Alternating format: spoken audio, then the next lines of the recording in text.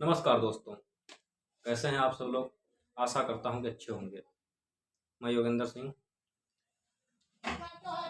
आज बात करेंगे स्टुअर्ट मॉर्टन द्वारा लिखी पुस्तक रास्ते कामयाबी के, जिसको लेखक ने 13 भागों में विभाजित किया है। जिसके पहले भाग की वीडियो में बना चुका हूं और आज हम दूसरे भाग की बात करेंगे, जिसका नाम है आत्मविश्वास में ही शक्ति है। आत्मविश्वास के बारे में इस भाग में बताया गया है कि आत्मविश्वास क्या है। एक पुरानी कहावत है,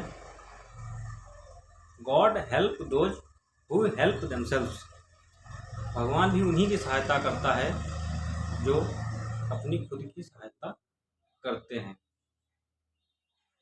जो कोई काम करने में पूरे हौसले के साथ काम करते हैं, हार नहीं मानते हैं, तो जो अपनी आत्मविश्वास को जगाते हैं, हौसले के साथ काम करते हैं, किसी छोटी छोटी असफलताओं में हार नहीं मानते हैं, ईश्वर भी उनकी मदद करता है। संदेह और अविश्वास, ये दो ऐसी चीज़ें हैं जो हमसे जुड़ी हुई होती हैं। यही दो चीज़ें ऐसी हैं जिनके वजह से हम लक्ष्य नहीं प्राप्त कर सकते हैं, लक्ष्य नहीं प्राप्त कर पाते हैं, हमारे विकास में बाधा बने रहते हैं, हम अपनी शक्तियों को नहीं पहचान पाते हैं।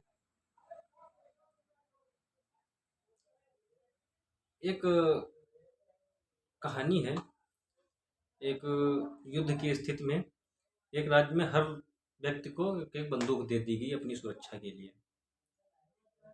एक व्यक्ति बंदूक लेके अपनी छत पे बैठ गया जाके।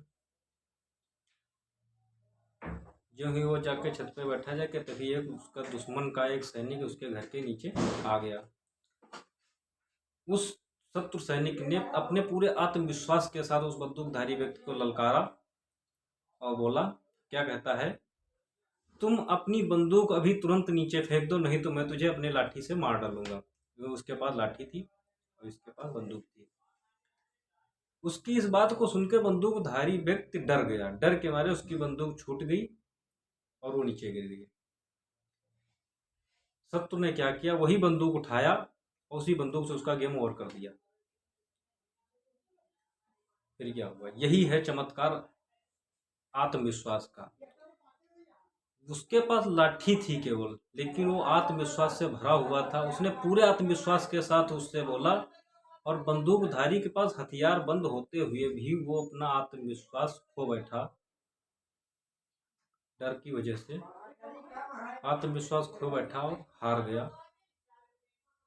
बंदूकधारी हथियारबंद होते हुए भी उसे मौत को गले लगाना पड़ा, और जिसके पास लाठी थी वो विजय प्राप्त कर गया। यही शक्ति है आत्मविश्वास की। आत्मविश्वास के बल पर ही पियरे ने उत्तरी ध्रुव की खोज कर ली थी, जबकि उसके साथी सब छोड़ के चले गए थे, लेकिन वो हार नहीं माना, अपने लक्ष्य की तरफ चलता ही रहा, अपना आत्मविश्वास कायम रखा और उसने सफलता हासिल कर ली। एक बार अमेरिका में गृह युद्ध की स्थिति बनी हुई थी और उसी समय पर राष्ट्रपति का चुनाव होना था। ऐसी स्थिति में राष्ट्रपति को पद को संभालना बहुत ही चुनौतीपूर्ण काम था। तभी उसी समय पर अब्राहम लिंकन जी ने क्या किया, अपने पूरे आत्मविश्वास के साथ अपने आप को देश के लिए समर्पित कर दिया। पूर्ण आत्मविश्वास के साथ चुनाव लड़े और विजय भी प्राप्त करी। ये इतनी क्षमता आत्मविश्वास में ही है।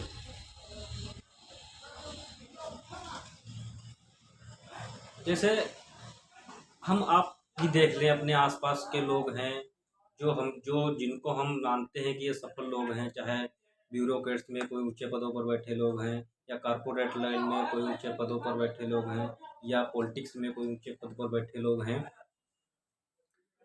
उन सब में आत्मविश्वास भरपूर भरा पड़ा हुआ है।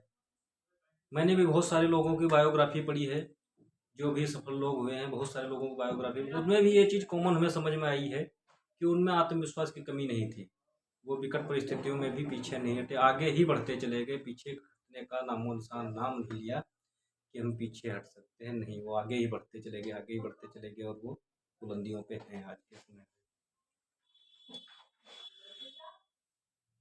आत्मविश्वास में कुछ विश्वास ये भी होता है कि जैसे कोई डॉक्टर है और कोई रोगी है, वो दवाई लेने जाता, उसको भी एक विश्वास जागृत हो जाता है कि उस डॉक्टर के पास दवाई लेने जाएंगे तो उसकी दवाई में काम कर जाती है, फलाना डॉक्टर के पास जाते हैं तो उसकी दवाई में काम नहीं करती है। ये भी एक विश्वास का ही है, अंग है, जिसमें यह डॉक्टर लोग क्या करते हैं, जैसे कोई मरीज आता है तो उसको रोग की तरफ, उसके शरीर की तरफ जितना ध्यान देते हैं, कहीं ना कहीं उससे ज़्यादा ध्यान देते हैं उस आदमी के विश्वास को जगाने की कि वो रोग मुक्त है। रोग उसे है ही नहीं, 50% तो ऐसे ठीक हो जाता है, उसे लगता है कि मैं रोग मुक्त हूँ, मुझे रोग नहीं है। उसे महसूस नहीं होता है कि कोई रोग है, होता भी है तो उसे इतना भरोसा हो जाता है कि हाँ,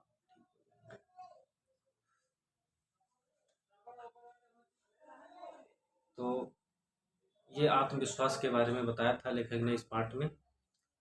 अगले पार्ट में फिर मिलेंगे। नमस्कार।